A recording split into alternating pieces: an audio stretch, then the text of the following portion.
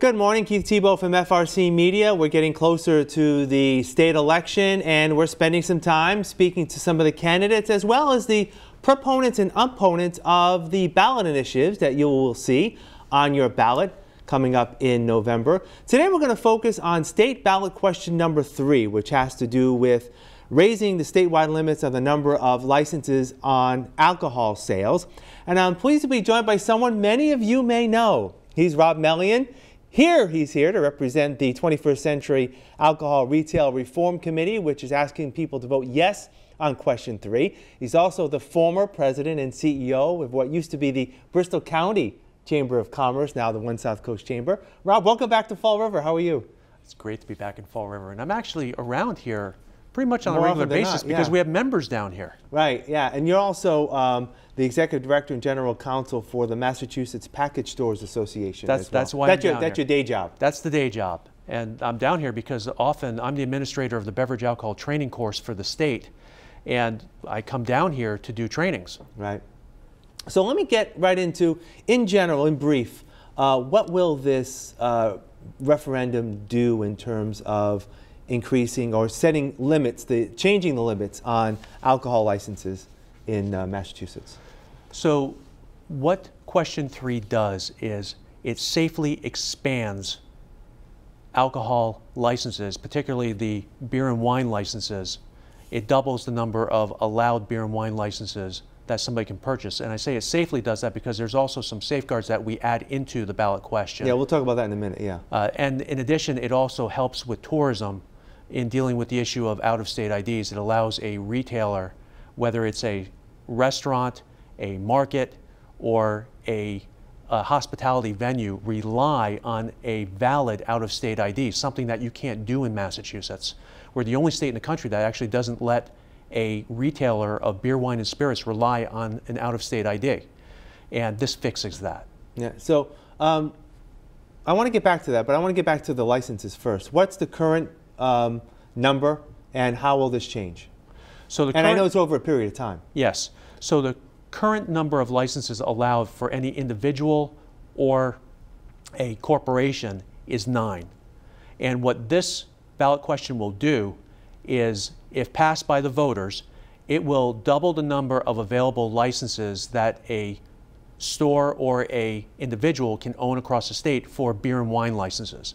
At the same time, it will cap the number of full liquor licenses that anybody can own to 7.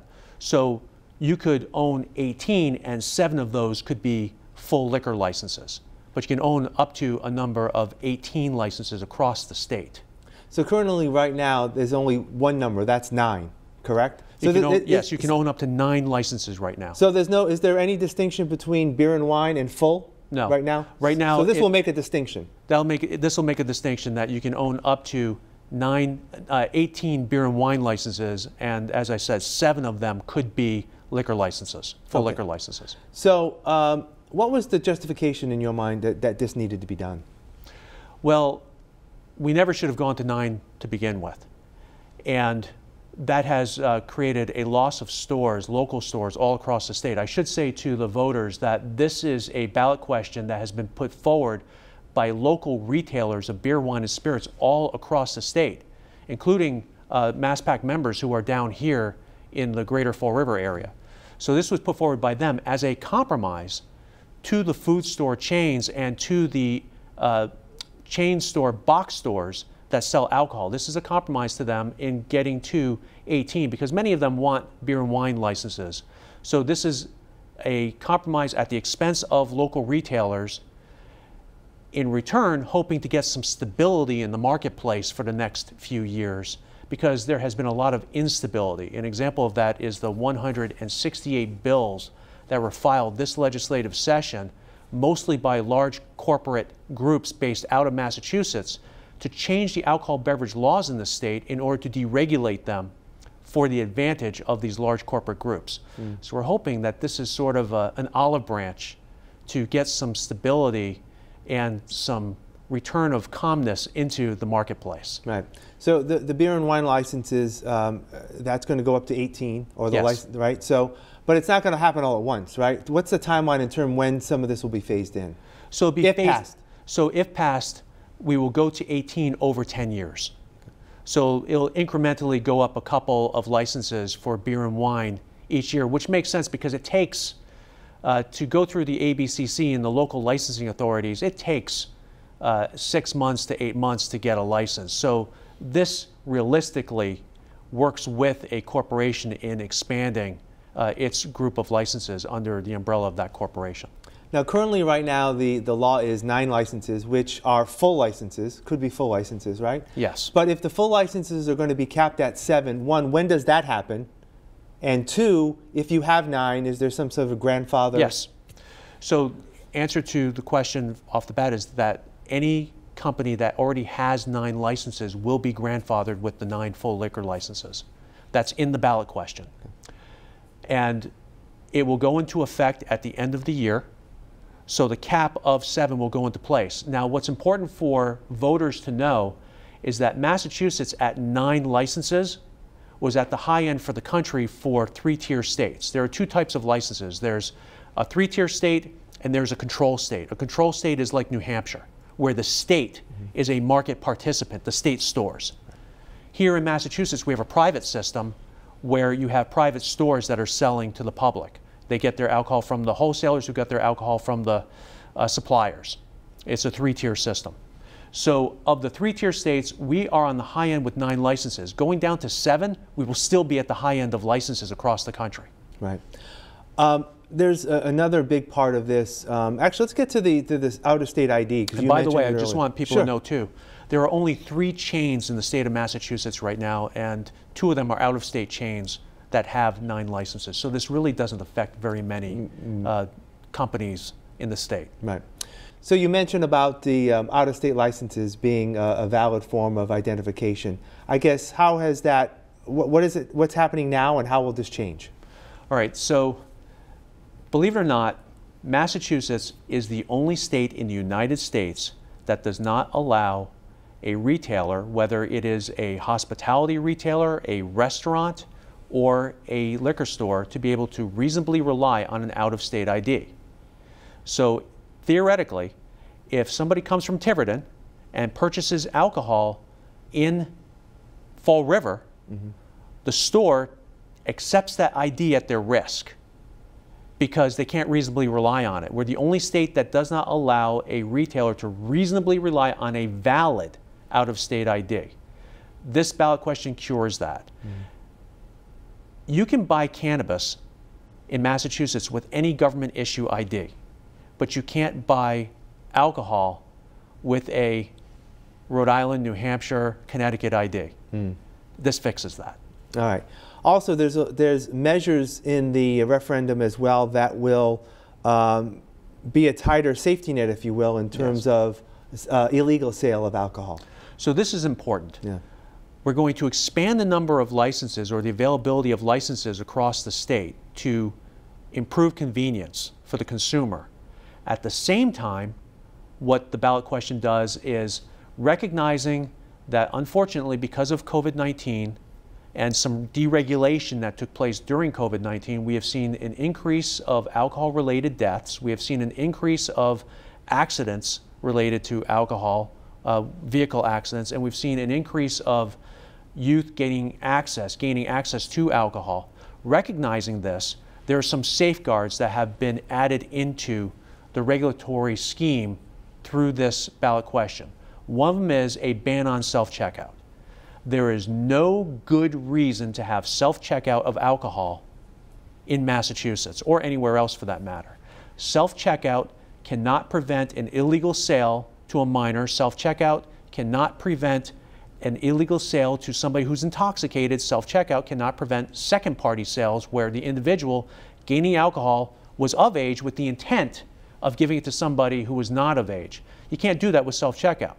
You can't self-checkout cigarettes. You can't self-checkout medications. You shouldn't be able to self-checkout alcohol. This fixes that. The other fix is that it changes the basis of a fine in lieu of a suspension.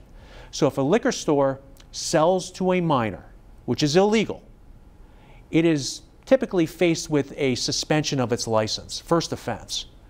Now, the law allows the store to be able to negotiate a fine in lieu of suspension. The basis of the fine was created in the 20th century, back when liquor stores were the only ones selling alcohol. Our ballot question updates the fine itself, recognizing that basically nobody any longer just sells alcohol. Liquor stores sell food, food stores sell alcohol, and at the same time you've got stores like Target, BJ's, and Trader Joe's all selling alcohol as well. The basis of the fine will be on gross sales and not just on alcohol sales. And that creates a greater deterrent for not engaging in illegal sales of alcohol. On all levels, right? On all levels. Because how it stands now, you could be a big company like a BJ's or a Target, and a fine wouldn't really, For them, because it's just on alcohol, right. The fine is actually relatively small. Right. Where we'll make it Fall River applicable. If Cappy's engaged in illegal sale, it'd be a crippling right. impact on them. Right. So again, the whole scheme was created in the 20th century when it was only liquor stores that were selling alcohol to begin with. So this makes that needed update to again prevent illegal sales, because unfortunately we're seeing some bad trends in the industry. Yeah. With your hat on as the executive director of the Massachusetts Package Stores Association, how are your members? You're all members are supportive of this? Oh, they are all in. Right. They're absolutely all in. We actually had a meeting, I believe it was about a week ago, and we had over 300 stores across the state come to that meeting. And that was followed by another meeting where another 60 stores came the next day. We are hearing from everybody across the state. This is a critically important ballot question, because a vote yes is helping to protect local businesses that are getting attacked every day by these out-of-state interests who really, they just want to sell, and understood, but they don't have a stake in their community. And I think everybody understands this, that the local store is a member of its Chamber of Commerce. The local store is giving to its baseball team, the local baseball team, or to the local charities. They're engaged. They're also accessible to the local community. So if something needs to be changed, the local community, through its, in the case of Fall River City Council, it can communicate directly with the local store owner and get those changes done immediately. A great example is do not sell lists. Unfortunately, there can be times when there are situations where it's needed to have a negotiated plan with the local police force and to not serve certain people. Well, you can do that through a local store. It's very hard to have that negotiation with a chain that's based in England. Right. Let me ask you one final question, and then I'm going to give you the opportunity to speak directly to the voters of Fall River on why they should vote yes on question 3. The original opponents to this referendum, they had sued to take it off the ballot. That failed. It seems like they're sort of non-existent now. Is that like still an issue? I mean, is there a concentrated opposition to this, as far as we know? So there is an opposition. Right. There are chains out there, and I know you're talking, I mean, you can name them. They're okay with being named. Yeah. You're talking about Cumberland Farms. Right. Cumberland Farms did file a bill this legislative session that would have created a new food store license. It was the model of a ballot question. The bill did not, the bill was sent to study. Simultaneously, there was another bill that was filed this legislative session that would have created 18 full liquor licenses. That was filed by the wholesalers. And there was another bill that created unlimited licenses, and that was filed by Walmart. So we had to contend with those. Those were part of the 168 bills I referred to earlier. So that was in play. Cumberland Farms actually challenged the constitutionality. They put forward a last-minute challenge of the constitutionality of our ballot question, and it was a unanimous decision by the Supreme Judicial Court that our ballot question was constitutionally sound. So they are in it. They have elected, and it looks like the food store chains have also recognized, which we presumed would be the case, that this is a compromise. They're getting something. Right. And I think that my impression is that they're recognizing that they are getting something, so they are a lot less vocal Right. than I think people might have anticipated. Right. They may still have some objections, but it may not be something that they would outwardly go against. It looks like they are passing on at this time moving forward with any big opposition, but we'll see. Right. You know, I can't speak on behalf of the opposition. Absolutely. And we presume that we may see something from them at the end of this cycle. I mean, they have plenty of time. Right. They have a committee that has been filed, so they have a funding mechanism. Right. And they could theoretically put in $3 million at the end of this campaign and flood the marketplace. Yeah. I want to give you about a minute. Speak to the voters of Fall River. That camera right in front of you is your camera. And why people in Fall River is the one on the left here, the far left. And why people in Fall River should vote yes on question 3. So local retailers across the state of Massachusetts, including Fall River, collectively filed question 3 that safely expands the convenience of buying alcohol across the state. And I say safely because it will expand alcohol availability while at the same time providing needed community safeguards that will protect citizens all across the state. We ask you to please support local retail by voting yes on 3. It is a win-win. It helps consumers, but it also helps small businesses across the state, and it creates some needed fixes that will help the state of Massachusetts, such as the fix for IDs that will allow a retailer to reasonably rely on an out-of-state ID that's going to help tourism across the state. So we ask you, please, on November 8th, please vote yes. And if you're voting early, thank you for that vote, and please vote yes on 3. All right. Rob Mellion from the 21st Century Alcohol Retail Reform Committee, also the Executive Director of the Mass Package Stores Association. Thank you for joining me. Good to see you again. Oh, thank you, Keith. It's great to be back in Fall River. And hopefully we'll talk again soon. I appreciate it. And thank you for joining us here at FRC Media. I'm Keith Tebow. Please make a point to vote before November 8th.